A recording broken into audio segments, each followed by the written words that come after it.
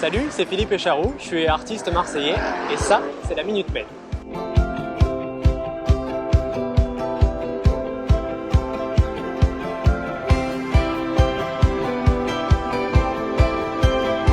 J'ai vécu cette période de confinement comme quelque chose d'étrange mais aussi positif parce que j'ai vu pas mal de gens autour de moi qui me disent qu'ils n'ont jamais le temps de rien faire et là, ils ont été obligés de réapprendre à prendre le temps.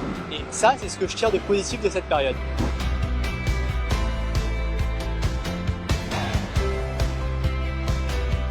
J'ai trouvé la solidarité entre les gens pendant cette période incroyable, mais je trouve qu'elle a tendance à s'évaporer aussi vite qu'elle est apparue, malheureusement. Mais je pense qu'il faudra peut-être un petit peu de temps pour que ça reprenne une autre forme parce qu'on a vu qu'on pouvait être instantanément solidaire.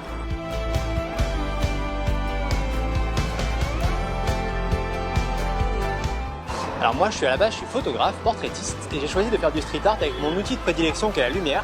Donc ce que je fais, c'est je photographie des gens où j'écris des phrases et après je les projette en ville ou sur des arbres ou dans la nature, enfin peu importe. Donc je fais de l'art avec de la projection de lumière et c'est un art qui est éphémère.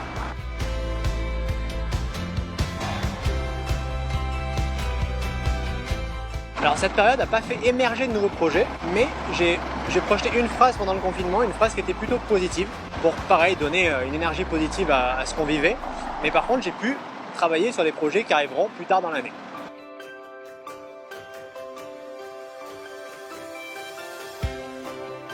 J'ai profité du confinement pour avancer à fond sur un projet qui me tient vachement à cœur.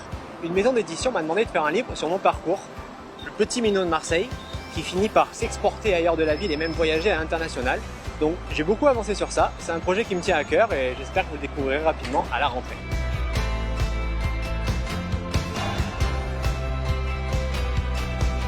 Je me considère pas comme street artiste ou je me considère pas, déjà je fais ce que je fais. Après on dit que c'est de l'art, après on le met dans la case qu'on veut, du street art, du land art, ça m'est égal. Ce qui m'intéresse c'est de porter un message d'une façon qui va interpeller les gens et qui va faire qu'ils vont y faire attention.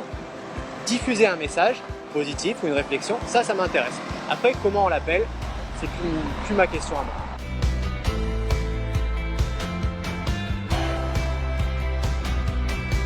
Je pense que la culture par essence elle se réinvente en permanence. Donc phrase de politicien, je suis pas du tout là-dedans, ça m'est un peu égal.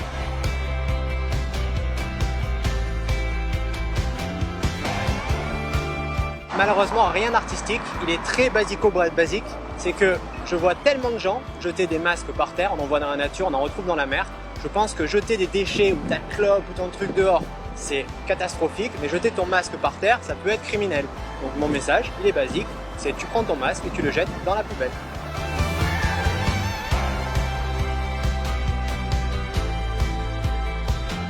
Il veut rien dire en fait, il n'y a pas de monde d'avant ou de monde d'après. Le monde il est comme il est, il se passe ce qui se passe et c'est une évolution. C'est une évolution. On a vécu quelque chose qui était certes historique, mais le monde d'après, on peut le voir en effet avec les déchets, il n'est pas plus beau que le monde d'avant. À nous de continuer, de pousser une énergie positive pour que les choses s'arrangent sur plein de domaines. Mais il n'y a pas de monde d'avant ou de monde d'après pour moi.